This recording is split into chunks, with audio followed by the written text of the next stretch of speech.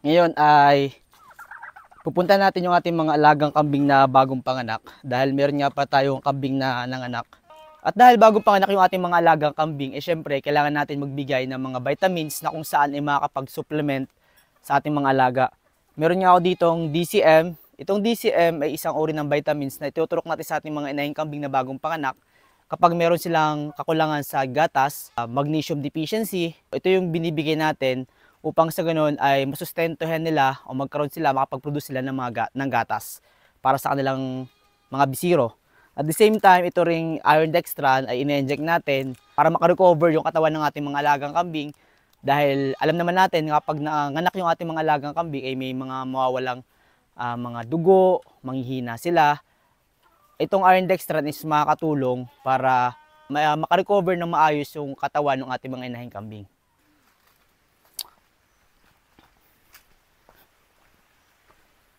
Ito yung ating isang bagong panganak na kambing. So ito ay blackhead bower. Ang kanyang ama ay yung ating dating bak na si Supremo, yung ating ding isang blackhead bower. Tapos ito ang kanyang ina, itong ating si Pula, itong ating red bower. At ang kanyang anak ay isang blackhead bower na ito ay babae. Isang babae. Pasok na. Ito ay 2 days old pa lang. Pinanganak siya nung Sabado, ngayon ay Lunes. So mag 2 days old pa lang. At kitang-kita nyo itong ating red bower na ito na si Pula. Kahit papaano ay hindi naman ganun kabagsak yung katawan niya. Dahil ito ay hinanda natin para sa kanyang pagbubuntis. Nag-inject tayo ng mga vitamins. Hindi siya nagkukulang sa pagkain, sa kumpay. Sagana yan sa vitamins. Nabibigay tayo ng Vitamin Pro. Tapos nakahanda na rin yung kanyang supplement para sa pagbibigay ng gatas. Yan. Ito naman yung ating alagang si Bunog. Buntis na rin siya. Expected natin is mga February, March, mga ganyan. Or February siya mga anak. O ito rin.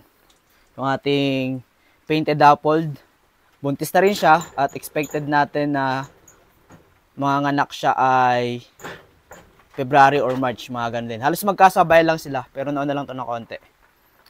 Ito yung una natin palabas, isang cute na doeling.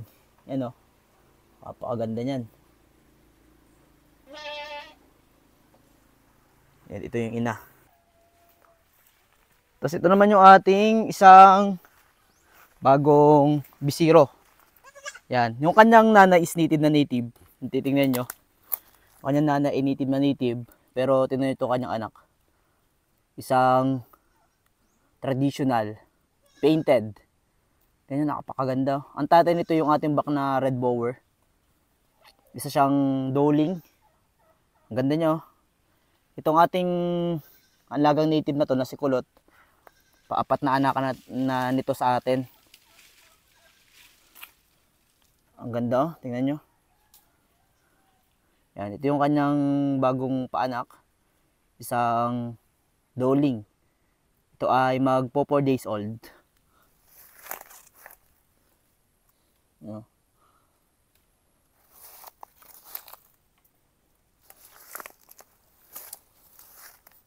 Isipin nyo, native tong inahin niya. Ito, upgraded na to. Ano? Kapaganda ng katawan.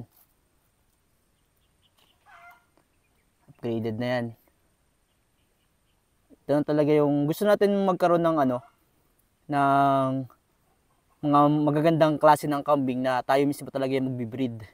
Kaya ito, ikikip natin yan dito sa ating kambingan at i-improve natin yung bloodline o yung kanyang genetics. May potential tong kambing na to.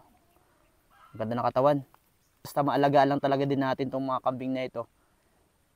Eh makapagpalabas din tayo ng magandang klase ng kambing kahit sa native lang nagsimula.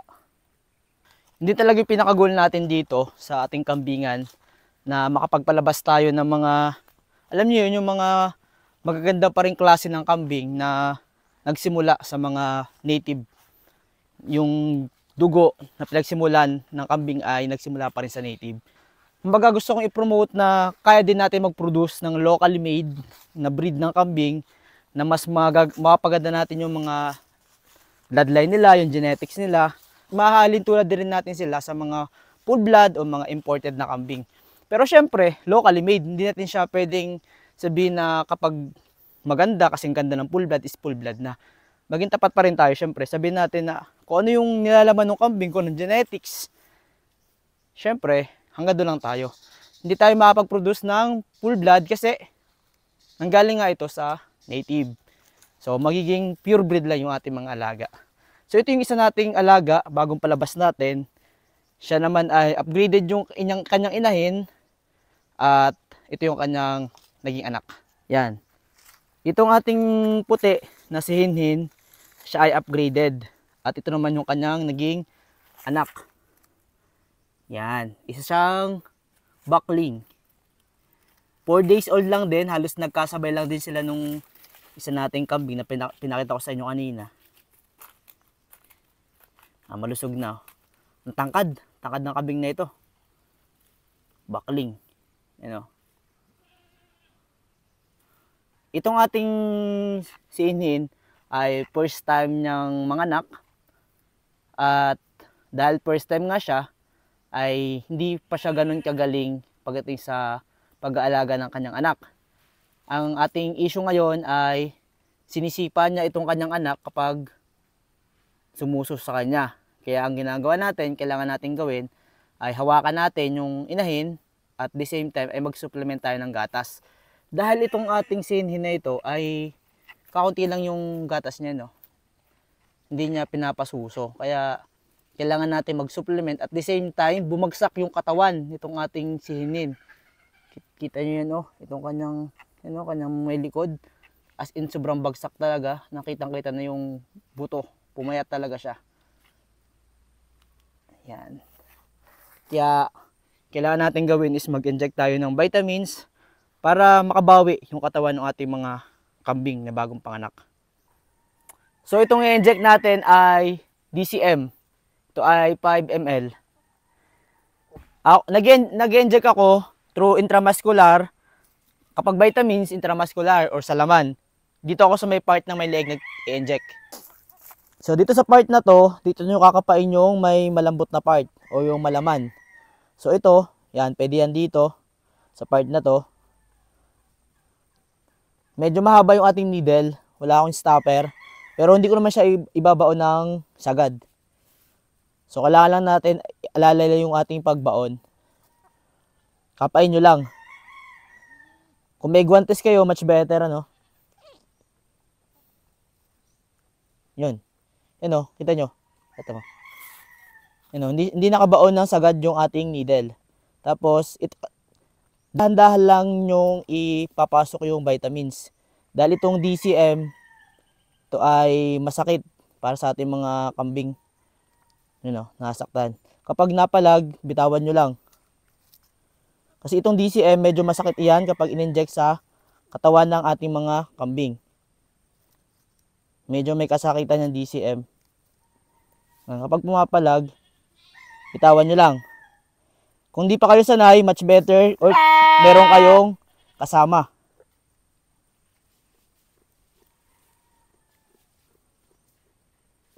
Ayan.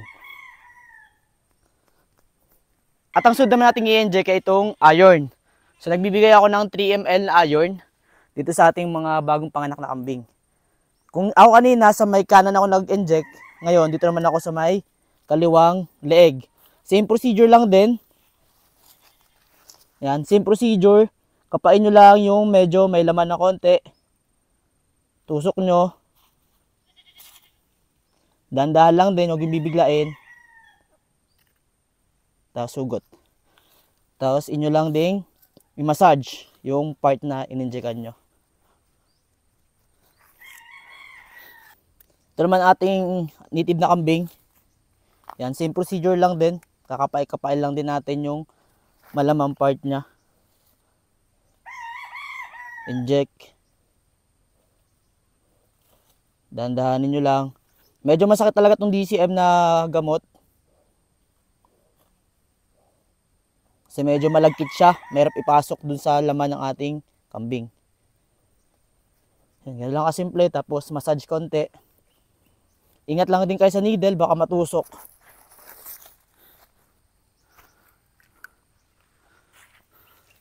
Itong gamit nating needle ay disposable, no?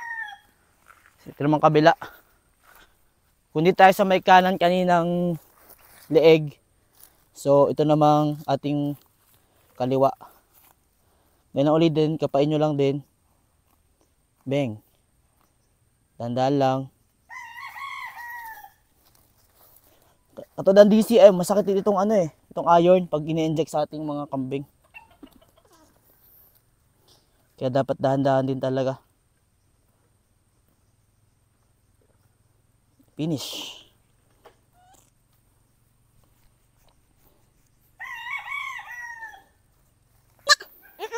So kapag tayo mag-i-inject nung mga inahin nating kambing, kailangan din mag-inject tayo ng iron sa ating mga bisiro.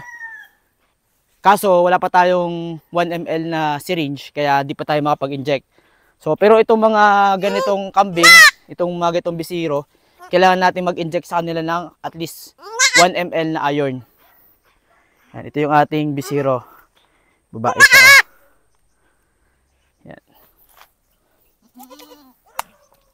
So sa isang araw, tayo mag-inject dito sa ating bisirong kambing, sa mga bata, sa mga bisiro. Mag-inject tayo ng 1 ml na iron dextran. Pero dahil wala tayo ngayong syringe na gagamitin, ay sa isang araw tayo mag-inject. So yan, hanggang dito lang yung ating vlog, At paki-subscribe na rin pala ako dito sa ating YouTube channel dahil hindi pa tayo nakapag-upload sa ating Facebook page. Paki-like and share na lang nitong ating video na to. At maraming salamat sa inyong patuloy na panonood. Ang Mr. Millennial Farmer, ang Hilawan Adventure. At hanggang sa muli, paalam.